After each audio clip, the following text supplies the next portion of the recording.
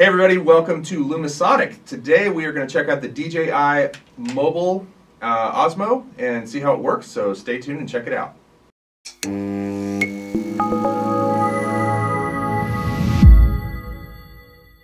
Here today with Chris, again. Been doing some videos together, having a good time.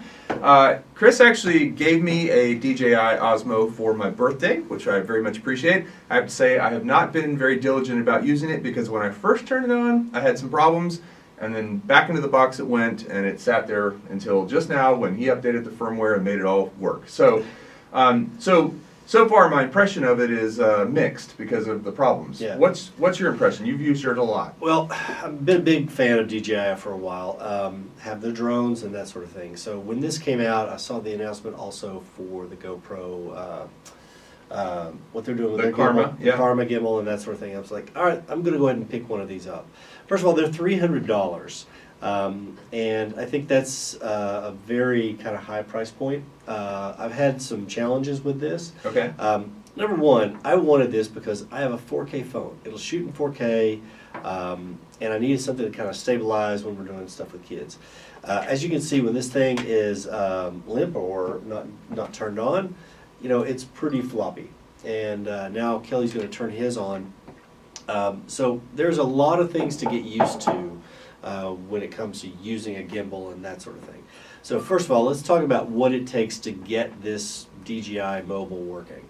Number one, it takes a computer and a firmware. You have to upgrade to the latest firmware. The firmware that came out in December is the only thing that has been reliable for me. I've been through every revision so far. It's the only thing that's been reliable. The second thing, you have to be patient. This thing was obviously designed for an iPhone. I love my iPhone and it works great. If you look at the camera placement here, great. If you look at the button placement and the power and that sort of thing and the volume buttons, absolutely fantastic.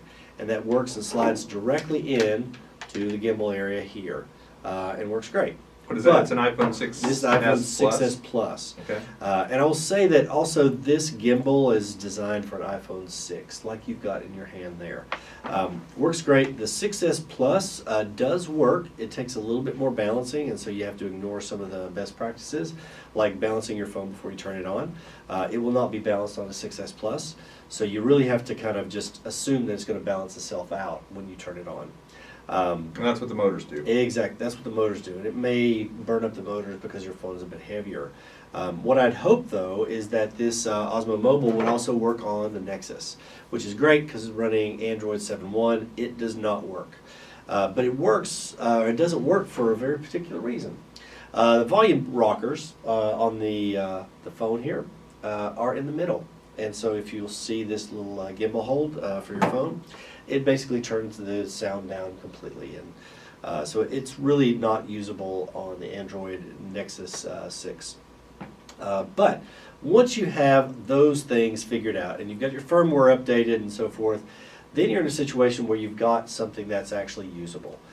It does do a good job of stabilization. I recorded the kids at Christmas, and so you can take this around. You've got different modes for it. There are plenty of examples of flashlight mode and the other ninja walking that they do, etc.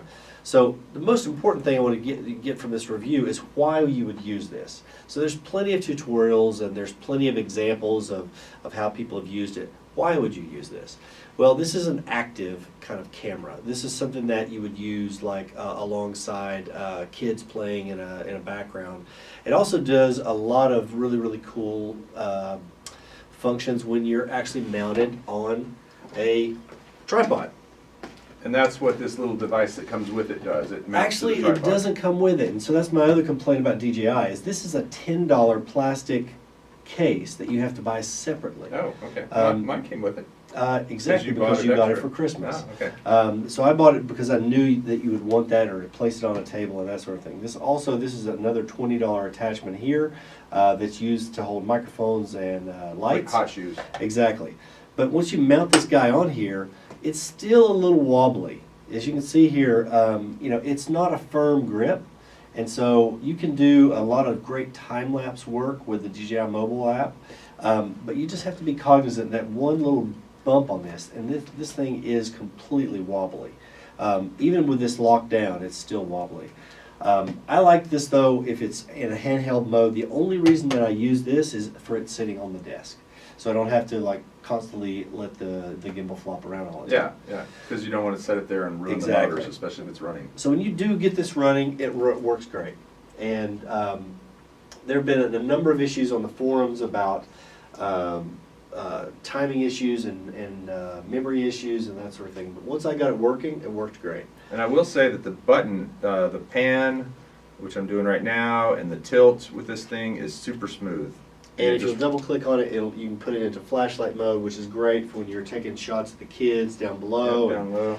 And then you put it back into the center. Now, it is also designed so that you can move this gimbal manually. So you move it and you place it.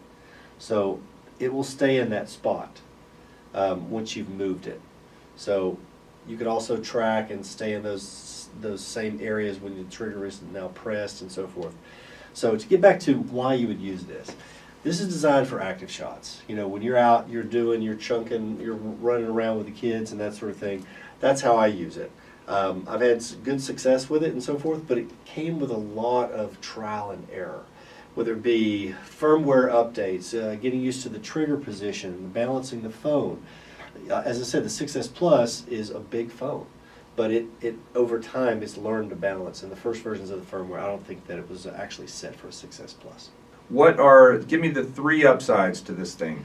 The 3 upsides is it provides great stabilization. Okay. The DJI Go app is great, and it actually does active tracking. So what I do is I'll pop this guy on here, and you can set it up to active track.